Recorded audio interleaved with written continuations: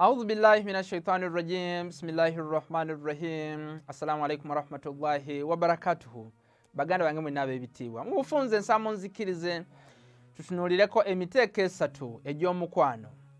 Tulina emiteeko esatu onfuna bulungi egy'omukwano mu Busiraamu. Tulina omukwano ogusooka nga guli haramu Katonda tagukkiriza. Omuteeko ogwokubiri Katonda ateekako obukwakulizo. Omuteeko ogwokusatu nga tekuli bukwakulizo. Tweyongere mu Buganda ng'ekitiibwa. Omukwano ogusooka nga guli haramu gwego okutwala amasanamu nga bakatonda bo ng'ogaagala nnyo okusinga Allahu subhanahu wa ta'ala. Mu Surati Al-Baqara aya 165 Allahu subhanahu wa ta'ala agamba nti abamu baagala amasanamu gaabwe nga bwe baagala Allah subhanahu wa ta'ala. Agamba tekisoboka wembanga nze yakutonda amasanamu go ogateeke ebbali, gateeke ebbali ogaveeko obeere nga osinza nze ng'oyagala nze nkumalira ebizibu byo kuba nze mbeerawo buli ssaawa. Nikyo mu Surati Al-Baqara ya 165 ogw'omukwano ogw'amasanamu okutwala amasanamu nga bakatonda bo tagwagala.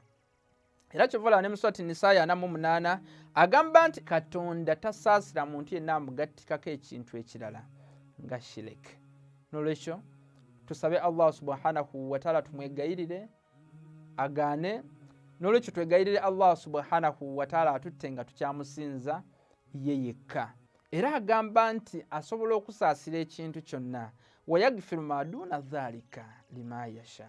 Asaasira ekintu kyonna waba ayagadde naye ng'okoze shiriki takusaasira. Nolwekyo mu Surati Al-Baqara 165 tayagala kutwala amasanamu ogaagale nga w'omwagala. Ogwo omukwano agufudde haramu. Ogwo omukwano agufudde haramu. Omukwano ogwokubiri gwegwo guliko obukwakulizo shurut. Onfuna bulungi. Katinga Allahu subhanahu wa ta'ala akubiriza okubeera nga tuwasa. Nagamba nti atazwiju nisfu ddin. Obanga owasizza ekitundu half onfuna bulungi eya imaani obanga ogimaliriza nga wosaalira kaazo bbiri onfuna bulungi ofuna empeera nfanfe ng'omuntu hadisi ezimu ng'omuntu asadde eraka 40 gwe just osaala bbiri ne zikubyamu n'ofuna empeera nga nfanfe. Naye still wadde nga ne mu Surati Rum aya 21 awaana omukwano ne bana abakyala nti yabatonda okuva mu ffe era kyekiragayo okubeerawo. Kyekiraga akamu ku bubonero nti ye waali Allah subhanahu wa ta'ala n'agamba nti wajja'ala bainakum mawaddatan wa rahma. Era bwe tumala okuwasa n'atuteekamu omukwano n'ekisa. Wano waliwo essomo nga tunaba kweyongerayo. Wobeera musajja oteekeddwa okubeera ng'oli Rahman omusaasizi, naawe omukyala n'obeera Arrahma nfuna bulungi ng'oli wa kisa. Nolwekyo in case tuwasizza tuteekeddwa okubeera nga tuli ba kisa. Omukyala wo ng'asuubiza omuddiramu, naawe omusajja onfuna bulungi naawe omukyala ng'obba waasuubiza omuddiramu kuba si malayika. Waliwo eri essomo onfuna bulungi. Tulina okubeera ne mmasi rahma kuba Katonda eyo Katonda gy'atuteekamu. Naye agamba nti wadde ebyo byonna bibeerawo kati ng'obufumbo nti biragayo okubeerawo. Agamba nti omu ku mmwe abafumbo waliwo ensonga nga tosobola zigumiikiriza.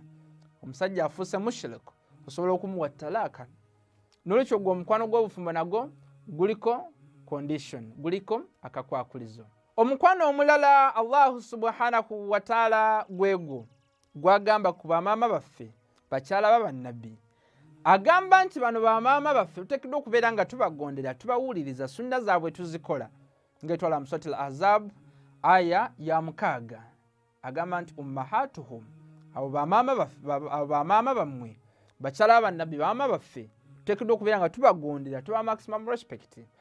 Naye mu Surati Tahrim aya ya 10 agamba nti ate wadde bamaama bammwe mbawaanye onfuna bulungi. Eri mu Surati Al-Ahzab aya y'omukaaga bakyala b'abannabbi bonna okuva ku nabbi Adam mpaka ku nabbi Muhammad. Agamba nti naye we basobya onfuna bulungi we basobya ye Allah subhanahu wa ta'ala banga lamuza kisana bwenkanya ng'etwa mu Surati An-Nahl aya ya 9 agamba nti we basobya mu Surati Tahrim aya 10 ngawa example onfuna bulungi ey'omukyala wa nabbi Lutu ne nabbi ey'omukyala wa nabbi Lutu ne nabbi Nuhu abasuubiza omuliro. Nolwekyo kino kikola ku bannabbi bonna nti bakyala baabwe. Nolwekyo tulaba nti bamaama baffe abamu bakyukanga. Onfuna bulungi Katonda n'agamba nti abo abakyukanga wadde nali nabawaana nti bamaama bammwe naye we bakyuka ngenda kubayingiza omuliro. Onfuna bulungi nga bwe tulabye mu Surati Tahrimu aya 10 ekikwatagana nabbi ekikwatagana ne maama waffe mukyala wa nabbi Nuhu ne nabbi Lutu. Katonda yabasuubiza omuliro. Nolwekyo eno just mawdhu ekola ku bamaama baffe bonna paka ku nabbi Muhammad sallallahu alaihi wa alihi wasallama. Tuteekeddwa okubeera nga bamaama baffe tubawa ekitiibwa abakyala bannabbi naye we basobya. Kati nga wagamba mu Surati Al-Ahzab aya 33 nti waqarna fi buyutikunna, nti waqarna fi buyutikunna, muteekeddwa okubeera nga mubeera mu nju zammwe obuteeswaza ngabo ab'omu jahiliya period beeswazanga ne bafulumamu ne bakola ebintu ebitali birungi nga babba baabwe bafudde. Muteekeddwa okubeera nga mubeeramu mu nju zammwe obuteeswaza obutaswaza na kitiibwa kya bannabbi. Nolwekyo abo bonna ne bano abalala bagenda mu ntalo z'ejjamala okulwanyisa imaamu waabwe, onfuna bulungi okulwanyisa imaamu waabwe nga beggattiddwako Talaha ne Zubairi nga kati nga mu lutalo lw'ejjamal, bonna bataddeko obukwakulizo. Musomeyo sitole ya Jamal eyo, musome ku lutalo olwo the battle of the camel olwa Jamal. Lwalimu omu ku bamaama baffe ab'ebitiibwa, omukwano gwabwe agutaddeko obukwakulizo, muganda wange ow'ekitiibwa. Nga tuyongera still waliwo omukwano omulala era nga nagwo guliko obukwakulizo. Basahaba alhamdulillah Katonda yabasiima nga wetwala mu Surati Al-Fatih aya 18 laqad radiyallahu 'anil mu'minina idh yubay'unaka tahta ash-shajara. Yabasiima nga bawadde nabbi bai'a onfuna bulungi mu Hudaybiya. Naye ate mu Surati Al-Fatih aya 10 ateekako akakwakulizo agamba nti oyo yenna akyuka n'ava ku ndagaano egyakoze naawe onfuna bulungi yeeyonoonerayo kennyini era tugenda mu panishinga. Nekyo kiraga nti ne basahaba bataddeko akakwakulizo. Era ne tulaba ne mu Surati nga Fatih aya 29 agamba nti wadde yabasuubiza magfira, onfuna bulungi agamba nti wadde yabasuubiza okubasaasira ne rahma n'ekisa kye. Mu Surati Al-Fatih aya 29 naye agamba nti minhum abamu kubo, nolwekyo si bonna. Onfuna bulungi muganda wange. Era ne mu Surati Tauba bw'atyo abasenkane nabbi Muhammad n'abo abamutaasa Banswal, Katonda yali pleased nabo, yasanyuka. Onfuna bulungi naye agamba nti abagoberezaako emirimu emirungi, nolwekyo si basahaba bonna. Era n'ekiraga ekirala tulaba nti bamwe babeera mu swala nga bawulidde business badduka emisinde. Onfuna bulungi wa idha ra'aw tijaratan aw lahwan infaddu ilayha. Mu Surati Jumu'a aya esembayo basalanga ne nabbi bawuliranga business ne badduka ne bava mu swala. Agamba nti abo bonna basahaba mwalimu abaali nga tebagoberera mateeka ga Allah subhanahu wa ta'ala mu ntalo, tubalaba abamu nga badduka emisinde wadde nga bamu yabasonyiwa tetuganye. Naye ate agamba nti wabanga akusonyiye ng'odduse mu lutalo oteekeddwa okugoberezaako emirimu emirungi. Nfuna bulungi wang'amira swaliha nga wetwala mu Surati Furqan aya 7 ogoberezaako emirimu emirungi. Nokyo bateekeddwa okubeera nga bagoberezaako emirimu emirungi. Ekibuzo kiri nti bonna bagoberezaako emirimu emirungi? Si wekiri. Abamu nga nabbi afudde bava ku kiraamo kye, inni taariku fiikum thaqalaini kitaaba Allah wa itrati, ebisito ebiri bye mbalese mu Quran n'abantu bange, nga bwe twalaba mu misomo mingi egyayita. Ofuna bulungi Sahih Muslim volume ey'okubiri peegi 238 ne hadisi endala bakyuka ne beerondamu ate nga Katonda yatonda era yalonda. Mu Surati Al-Qasas aya 68 ofuna bulungi alonda bannabbi n'abasika baabwe wadde nga abasika baabwe nabo si bannabbi. Nga tuwe ekyokulabirako bulijjo nti yalonda King Twalot okubeera nga muyambi wa nabbi Yusha bun Nun nga nabbi Musa amaze okuvaawo mu Surati Al-Baqara 247 paka 248. Nolwekyo bakyuka. Nolwekyo si basahaba bonna nti baali batuukirivu era okubagoberera nti tuteekeddwa okubeera nga tubagoberera. Omukwano gwabwe Katonda agutaddeko obukwakulizo. Surati Al-Munafiqun eyogera ku bananfuusi bennyini nti baali mu basahaba. Onfuna bulungi nti baali mu basahaba.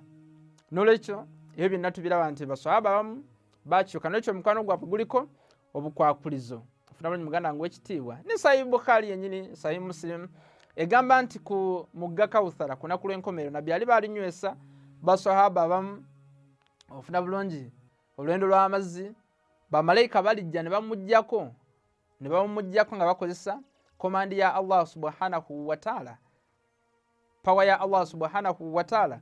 Nabbi aliraja nagamba ashabi bange bali mu muddamu nti tomanyi bye bakola ng'ovuddewo. Kyetwagalawo nti omukwano gw'abasahaba nagwo ofuna bulungi n'omukwano gw'abazadde wadde nga Katonda agambye nti tulina okubagoberera ofuna bulungi n'okubaagala.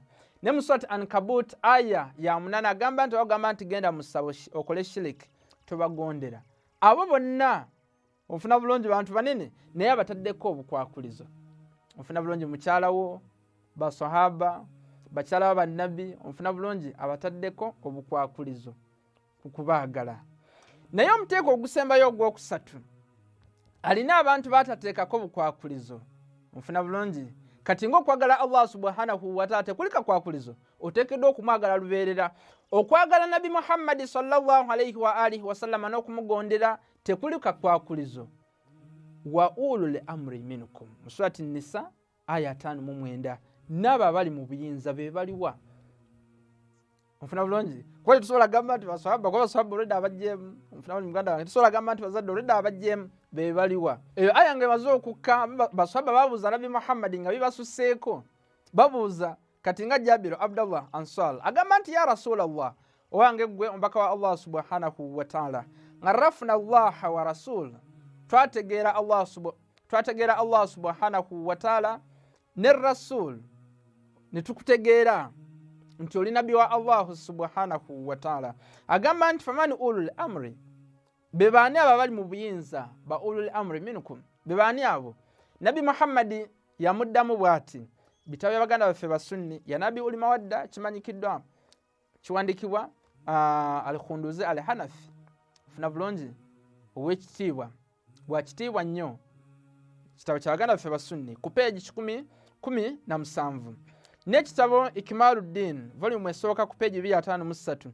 Abo bonna abali mu buyinza abo bonna ulul amri beteekeddwa okwagala n'okugoberera nga bwe twagala Allah subhanahu wa ta'ala ne Nabi Muhammad. Abannyonnyola bano bonna beteekeddwa okubeera nga tugondera nga twagala nga bwe twagala Allah ne Rasul. Agamba nti asooka Imaamu Ali alayhi salatu wassalam, owokubiri Imaamu Hassan, owokusatu Imaamu Hussein, paka bonna n'aboogera abo Imaamu b'abashi 12 paaku Imaamu Muhammad ali Mahdi. Bitabo by'abaganda baffe basunni bino tebiriko nfuufu. Ne hadisi endala era nga bwe zimanyikiddwa agamba nti hubbu ali iman, okwagala Imaamu Ali kyamubukkiriza ofuna bulungi, wa bughdhuhu nifaq, era n'obutamwagala kiraga obunanfuusi. N'olwekyo guno omukwano gwa Imaamu Ali teguliiko obukwakulizo omuganda wange. Omukwano gw'Ahlulbayt alayhimu salatu wassalamu era nga bwe twalaba ne mu hadisi endala emikwano tulina gyabika bisatu. Omukwano ogusooka Katonda akugamba tuteekeddwa kubeera nga omwagala nga oyagala amasanamu go. Tuteekeddwa kubeera nga oyagala Allah nga oyagala amasanamu go. Amasanamu go gateeke ebbali ofuna bulungi mu Surati al-Baqara 165. Era ne tulaba nti Katonda agenda asasira amazambi gonna naye omukozi wa shirik tagenda kusaasira. Indikeso okola shirik mu Surati Nisa aya 4:8. Ogwo omukwano guli haramu tagwagala ogw'amasanamu. Omukwano ogwokubiri guliko obukwakulizo kati ng'omukwano gw'abasahaba okubaagala kirungi era ne tuwana ekizampo nti Katonda nfuna bulungi yabasiima yasanyuka nga bawadde bayi Nabi Muhammad mu Hudaybiya nga tulayo mu Surati al-Fatih aya 18. Ne mu Surati al-Fatih aya 10 agambye n'abateekako akakwakulizo nti faman nakatha fa innama yankuthu ala nafsi, akyuka n'ava ku ndagaano ejjakusi Nabi Muhammad yeerumya yekera tugenda mupanishinga alemerako tugenda muwa ebirungi nfanfe.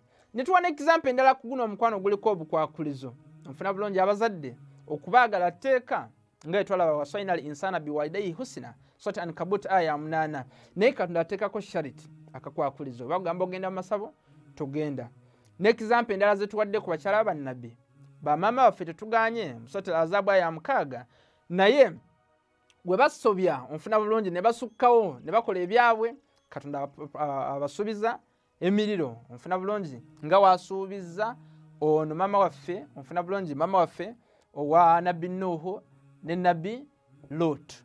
nekyo tulina okubeera nga tutegeera era nemba wa tasiki mubeere nga musomayo ekyafaayo ekikwatagana n'olutalo lwa Jamal, the battle of the camel.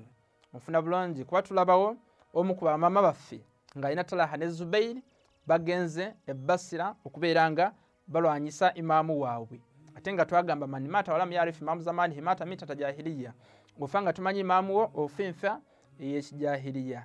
Omukwano ogwokusatu gwe gutaliiko kakwakulizo ba Ahlulbayt alayhim salatu wassalam, nga Katonda yafuula okubagana okubagoberera nga tteeka Muswati Shura n'abatukuza Muswati al-Ahzab aya 33.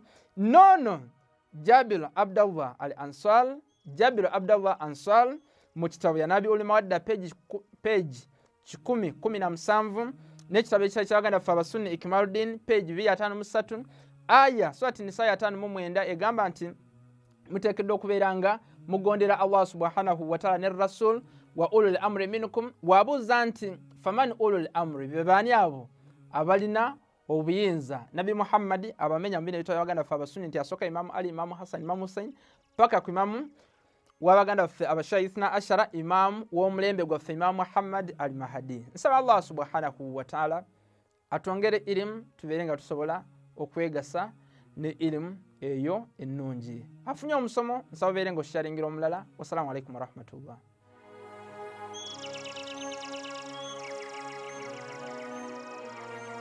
Mm-hmm.